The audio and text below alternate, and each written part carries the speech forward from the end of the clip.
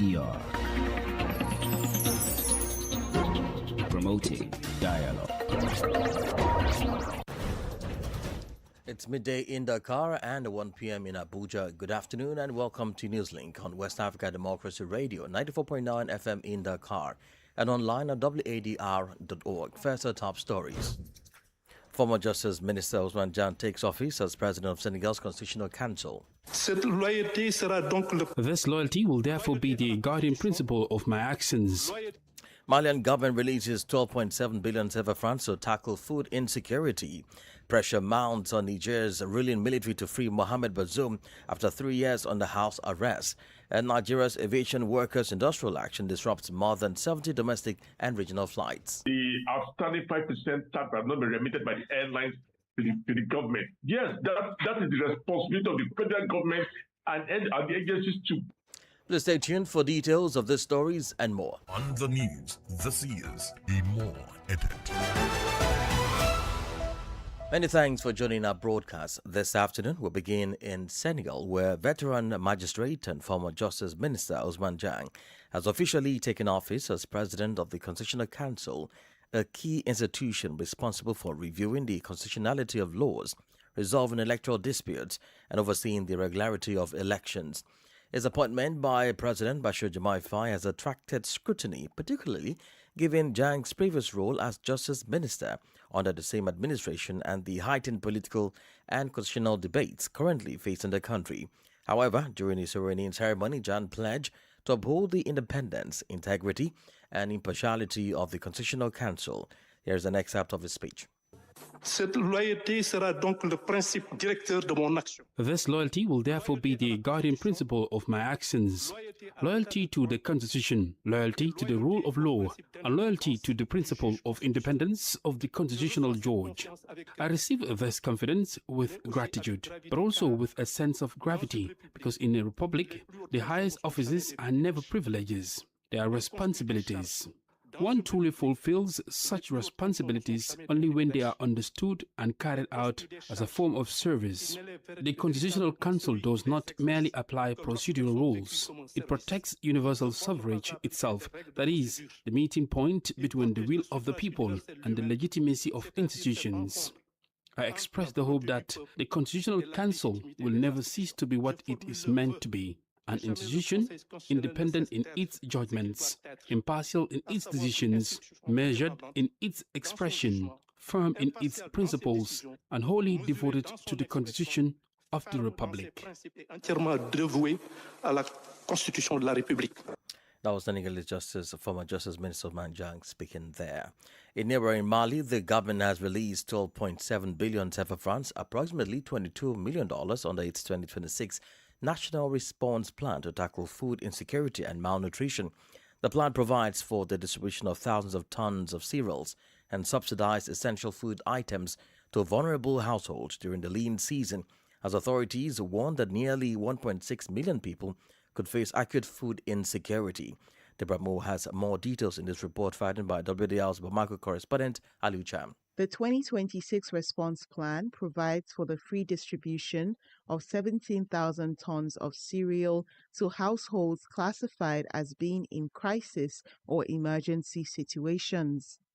Rice, millet, sugar, and cooking oil will also be sold to vulnerable populations at 50% of market prices.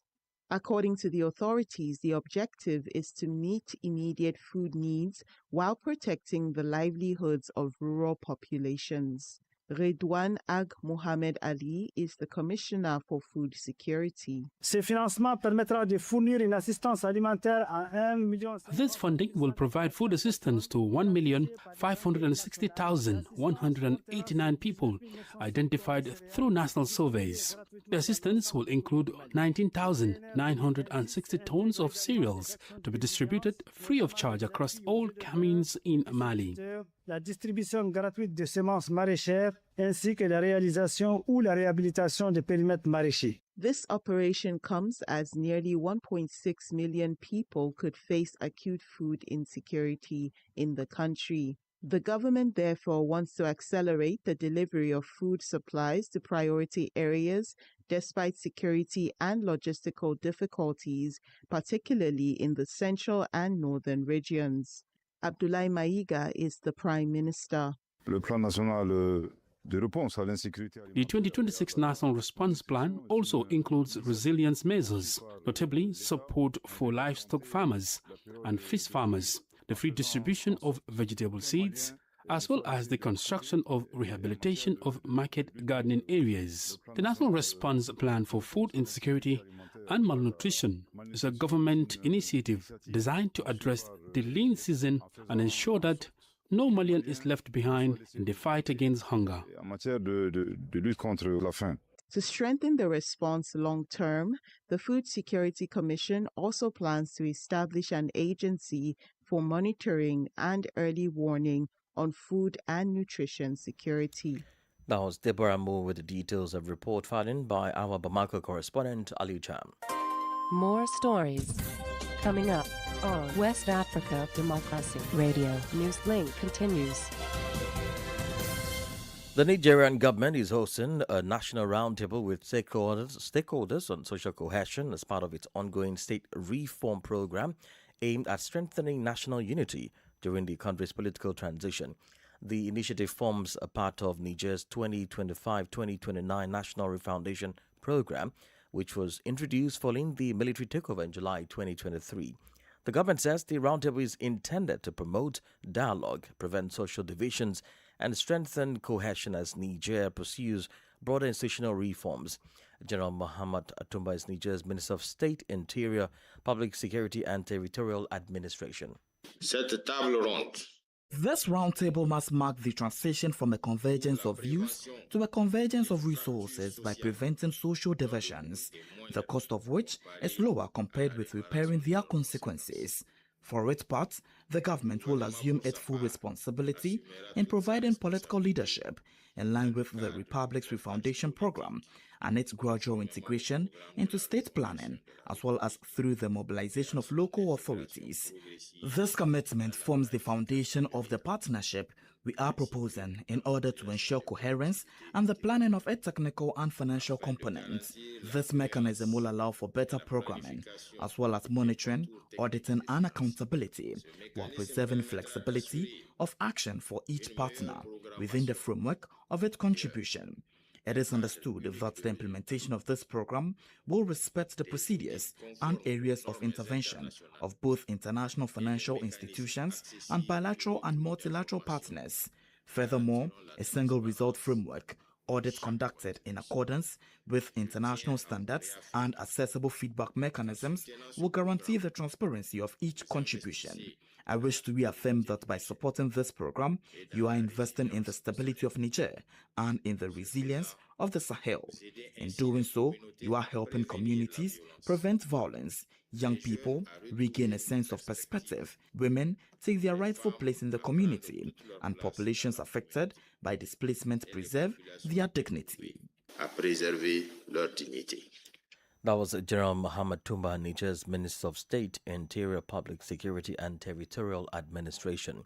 Meanwhile, calls for the release of deposed Nigerian President Mohamed Bazoum is growing louder 3 years after the coup that removed him from office. Bazoum, alongside his wife, have been placed under house arrest by the ruling military as he faces charges of high treason. Mohamed Bazoum, despite the 3 years spent in residential confinement, has refused to resign while his trial has yet to begin. So could the mounting pressure on authorities in Niamey pave the way for Bazoum's release? Well, Augustin Coley tells us more. Since the coup that ousted him on July 26, 2023, Mohamed Bazoum has been seen only once. That was during a visit by an ECOWAS mission which attempted to secure his release. Several regional and international institutions, including the United Nations, have been working in the last 3 years to free Mohamed Bazoum. However, what has changed today is that the issue is now being discussed more openly inside Niger. Increasingly, voices within the country are calling on the military authorities who overthrew Bazoum to release him. Popular Nigerian singer Akim recently released a music video titled San Fitri, calling for Mohamed Bazoum's release. The viral video has received positive reactions from Nigerian internet users. Supporters of the current authorities are also becoming increasingly divided over the Bazoum's issue. Although Mohamed Bazoum has been charged with high treason, his trial has never begun.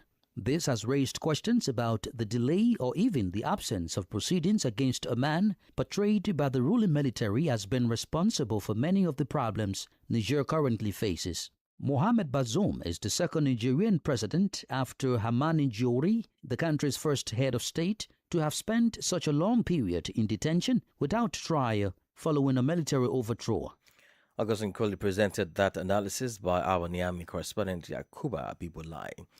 Turning to security, the Burkinabe army says it has neutralized a senior terrorist commander in Kosi province. Sangare Bari Manga was considered one of the masterminds behind several attacks on defense and security forces in the area. According to the Burkina Information Agency, he was killed during an army operation at the end of July. Details with Sankule Janko.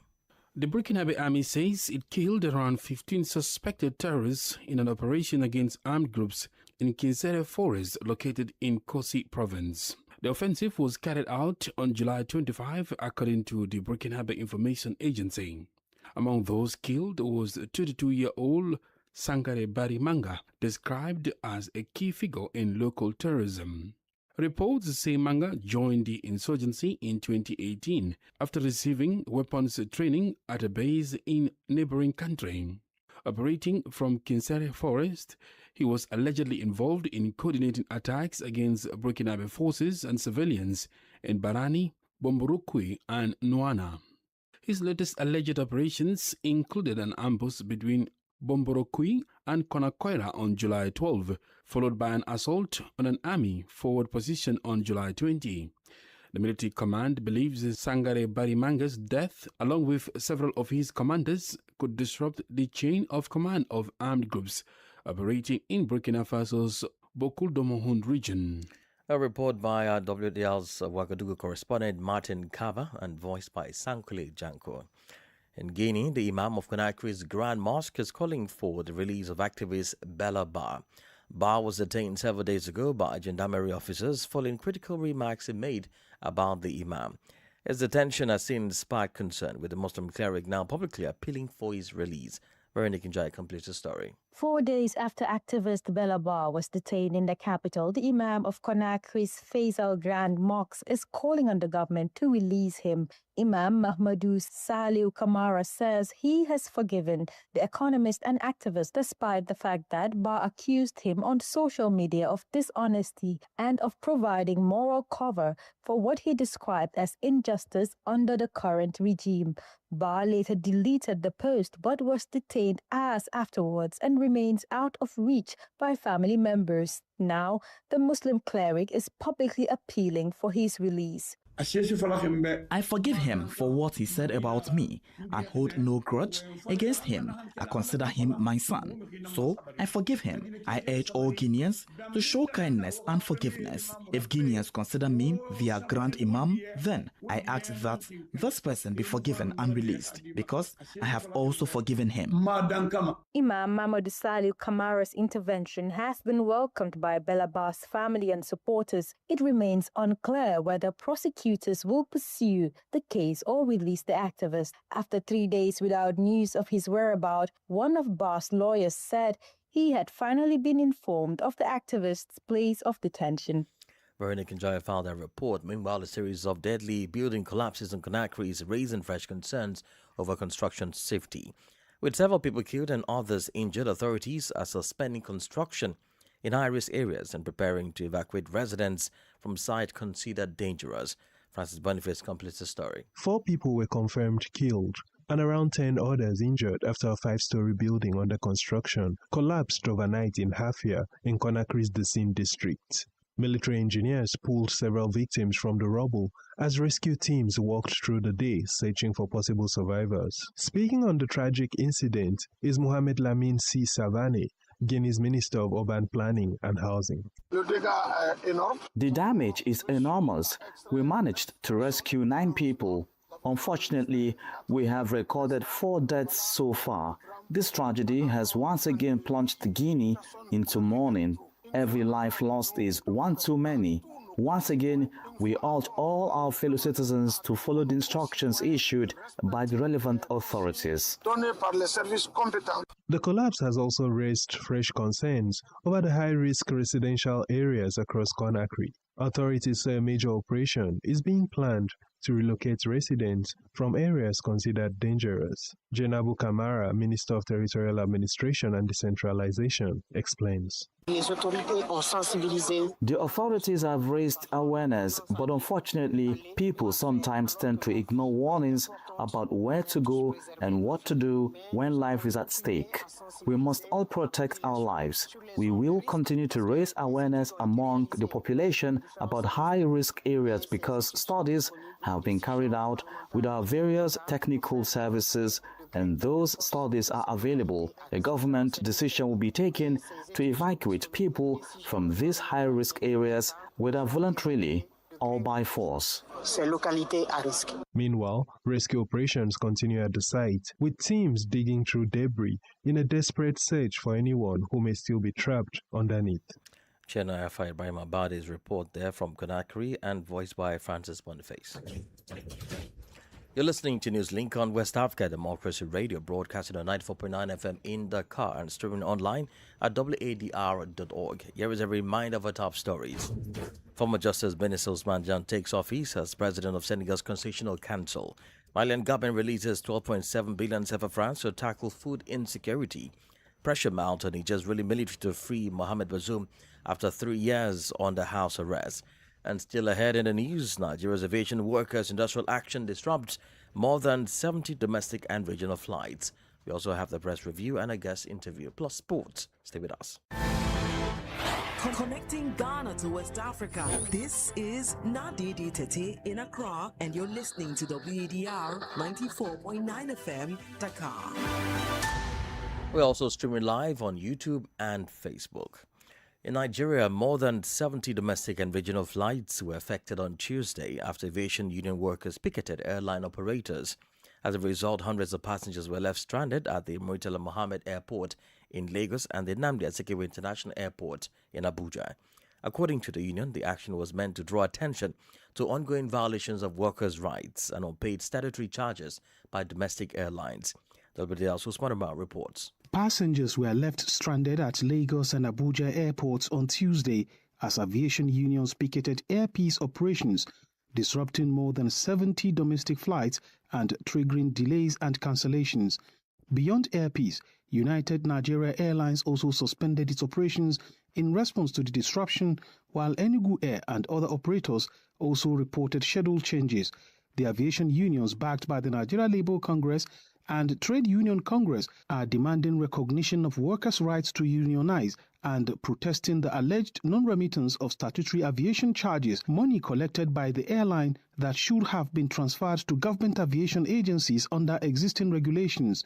But aviation stakeholders have condemned the action, saying passengers should not pay the price for a labor dispute. Aviation Safety Roundtable Secretary General Olumide Ohunayo criticized the unions for disrupting flight schedules and inconveniencing travelers. The outstanding 5% tax has not been remitted by the airlines to the government. Yes, that is the responsibility of the federal government and the agencies to get their money using all legal and administrative options available to them to get that money. It is not the job of the unions to enforce collection of money owed agencies. The Nigeria Civil Aviation Authority has urged the unions to return to the negotiating table, while Air Peace, one of the country's largest airline operators, has apologized to affected passengers and says it is working to restore normal operations. From disputes over workers' rights and aviation revenues to airport concessions and government policies, aviation unions in Nigeria have repeatedly taken industrial actions, causing flight disruptions and cancellations. For Newslink on West Africa Democracy Radio, Usman Umar reporting from Abuja. This is the newspaper review. Stay abreast and find out what the top stories are in your country. This is the newspaper review. The newspaper review. Well, it's time for the newspaper review, and our correspondent in Banjuro, Samara Kate, is on standby. Greetings and welcome to the newspaper review segment. We begin with the Point newspaper. President Adama Barrow warns Central River region against self-centered capitalist and new political parties. 6 parties unveil change coalition ahead of December polls. Gambia set to clamp down on substandard electrical products. Gambia mourns Dr. Sidi Charno Jammeh, the lighthouse that walked amongst us. Food security takes center stage in Gambia for All 4-pillar agenda. Foreign Affairs Minister faults Senegal for unilateral border action. The main opposition, United Democratic Party, accuses authorities for denying equal access to Sadauda Kairaba Jawara Conference Center. From the Standard newspaper, we now move to the Foroya Freedom newspaper. Ward residents query missing councillor as Basse Area Council fails to notify the Independent Electoral Commission for 8 months. The councillor is believed to be in the US. No tax revenue falls 58% to $485.9 million as debt interest payments drop. High Court declares 17 months detention for murder suspects unconstitutional. President Adama Barrow warns against inflaming fertilizer price and smuggling. Gambia Bar Society backs Chief Justice files eligibility as Chief Justice. Woman fined $100,000 for possession of 71 ecstasy pills. And that is all for the newspaper review. It's back to you. Many thanks, Rose Amara Kate, with the newspaper review. Politics, analysis on major news, social matters, and all. This is a guest. Well, anti-graft campaigners pledge against corruption Ghana PACG are calling for stricter oversight of Ghana's public procurement processes following the conviction of former Goldman Sachs executive Kweku Asante Beko in the United States. Mr. Beko was convicted of conspiring to pay $1 million in bribes to Ghanaian government officials in connection with a power project. The country's former power minister, Dr. Kwabena Donkor, has since denied any involvement. Reacting to the development, programs manager at PACG, Isaac Azuma Abila, says the case highlights the need for stronger checks and accountability in public procurement and government contracting. He is urging the Ghanaian government to ensure that any persons found culpable in the matter are prosecuted and made to face the full rigors of the law. He spoke to Eliklim Awuku. I think that the conviction is very significant. Certainly, I think there is enough in the U.S. case for Ghanaian authorities to take a serious look at what happened here. His convictions should not be where Ghana's story ends. It should actually be the reason for Ghana to start looking more closely as a side of the transaction. Former Power Minister Dr. Kwabena Donkor says he left office in January 2016 before some of the alleged payments were even made. How significant is that timeline? That is fair. That is his statement of denial. It is very significant for him to say that. But in cases like this, we have to pay much attention on the dates. They are very important here. If we are able to know when was the power agreement negotiated, when was it approved, and who was responsible for what at each point, who did what. And so if you're able to also get what exactly was the alleged payment meant to achieve, then it will also go beyond Dr. Donkor just saying that he left office in 2016. So I don't think that we can simply say that because he left office before the payment, so that's the end of the matter. Personally, I won't buy that. I won't. I think people should listen to his denial, but they should also understand that denial is not evidence by itself. Denial is just a statement, a reaction to a claim that is made. And mostly denials are just to justify yourself that, oh, I did not take part, I did not do it, I did not do that. And that is where investigations come in. The fair thing to give to Dr. Donkor is the opportunity to explain himself and then put his explanations against the evidence available. And yes, if other officials are eventually identified in the evidence, I think that they should also be given the opportunity to respond. For now, no official has been named yet, apart from Mr. Beko, no official who might have received the bribe in Ghana here. None of them have been mentioned yet. And so if the evidence establishes wrongdoing, then the appropriate authorities will also will deal with that and should also deal with them. What does this case say about Ghana's procurement and oversight systems, particularly with this emergency power project? It raises questions about the system too. In as much as it was an emergency and we needed it fast, this particular case raises questions about how transparency was lacked in all of these things. So I wouldn't say that this case alone proves that Ghana's procurement system is completely broken. That should stand aside. But it certainly gives us a reason to ask questions how these emergency power projects were handled. In as much as there is an emergency, there are guidelines that even guide emergency transactions. And so most of the things that we are seeing today could have even been avoided. And also sometimes that urgency can create room for people to say that we don't have time for all these normal processes. Yes, that is fair, but we should do that lawfully. So there should always be oversight. Just the fact that we need it fast does not mean that we can do it anyway. We can involve people who are not supposed to be involved. I think that we need transparency from the beginning. And so even if government has to move quickly, we should still have to know who got the contract and how much the contract is worth, right? So that we can assess value for money as citizens as well. Isaac Azumabila is the programs manager at the Pledge Against Corruption, Ghana. All right, in sport news, we'll begin with basketball, where the quarterfinal lineup is now set at the Afro Basketball Under-18 Championships in Abidjan. In the men's competition, Cote d'Ivoire, Mali, and Cameroon topped their groups, while Chad, Madagascar, and Senegal finished second. Egypt and Tunisia complete the last 8. The men's quarterfinal take place on Thursday, August 13. Mali faces Tunisia. Senegal meets Madagascar. Cote d'Ivoire takes on Egypt, and Cameroon plays Chad. In the women's competition, the quarterfinalists are Cote d'Ivoire, Mali, Egypt, Cameroon, Nigeria, Uganda, Tunisia, and Kenya. Both tournaments continue in Abidjan until August 16. From basketball to football now, as the Women's Africa Cup of Nations reaches the semi-final stage today in Morocco. Algeria faces Malawi at 6 p.m. before host Morocco takes on Cameroon at 9 p.m. The winners will book their places in Sunday's final.